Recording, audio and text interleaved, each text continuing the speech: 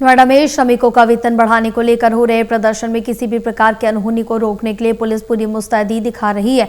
चलते पुलिस ने जगह जगह सुरक्षा कड़ी कर दी है और इसके साथ ही सीसीटीवी और ड्रोन से निगरानी की जा रही है। इसके अलावा पीसी और आरएएफ की 15 कंपनियां 26 अफसर नोएडा भेजे गए। देखिए रिपोर्ट।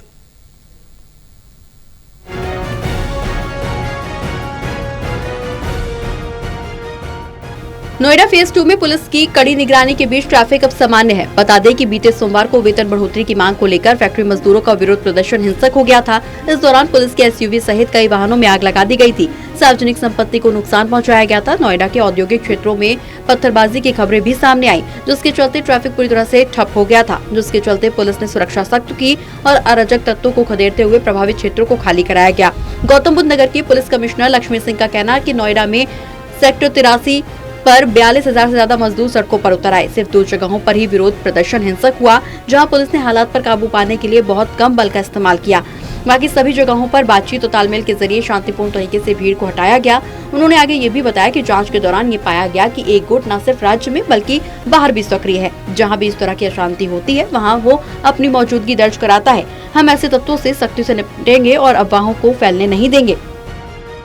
मात्र 2 जगहों पर हिंसक प्रदर्शन हुआ था और जिसमें पुलिस के द्वारा न्यूनतम बल प्रयोग करते हुए उनको तत्काल काबू में लाया गया था। शेष सभी जगहों पर बातचीत करके समन्वय बनाते हुए संवाद स्थापित करते हुए उन्हें पीसफुल डिस्पर्सल कराया गया था। कुछ प्रदर्शन के पीछे में ऐसी एनालिसिस और इन्वेस्टिगेशन के दौरान पता चला गया है कि एक ग्रुप है जो प्रदेश में ही नहीं प्रदेश के बाहर भी जहां पर भी इस तरह का अनरेस्ट होता है उसमें अपनी मौजूदगी दर्ज कराता है।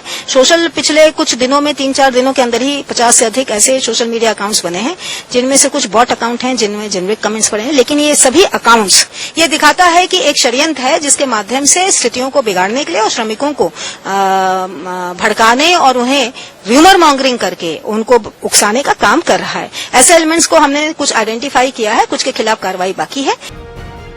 इसके अलावा पुलिस कमिश्नर लक्ष्मी सिंह ने सभी मजदूर भाइयों से अपील की, कहा कि वो ऐसी अफवाहों पर ध्यान न दें।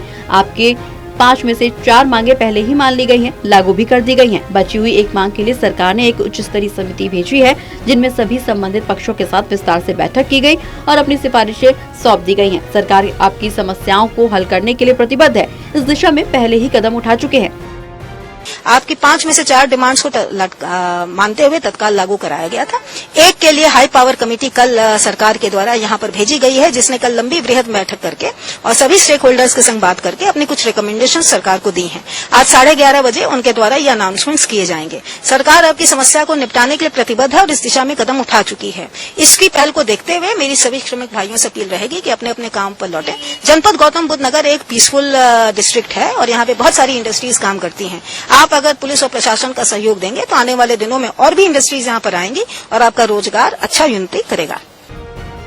वहीं श्रमिकों के हिंसक विरोध प्रदर्शन ने अब बड़ा राजनीतिक रूप भी ले लिया है। दरअसल कांग्रेस नेता राहुल गांधी ने इसे श्रमिकों की आखिरी चीख बता दिया है।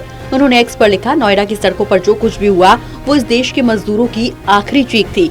एक ऐसी आवाज जिसे लगातार अनसुना किया गया और जो गुहार लगाते लगाते अब थक चुकी थी। 9 अप्रैल से सैलरी बढ़ाने की मांग को लेकर आंदोलन कर रहे 42,000 कर्मचारी सड़कों पर उतर आए।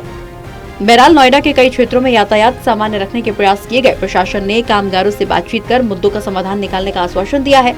वहीं ग्रेटर नोएडा के औद्योगिक क्षेत्रों में चल रहे वेतन संबंधी आंदोलन के मद्देनजर सुरक्षा व्यवस्था सख्त कर दी गई है। नोएडा से शिव त्यागी की रिपोर्ट।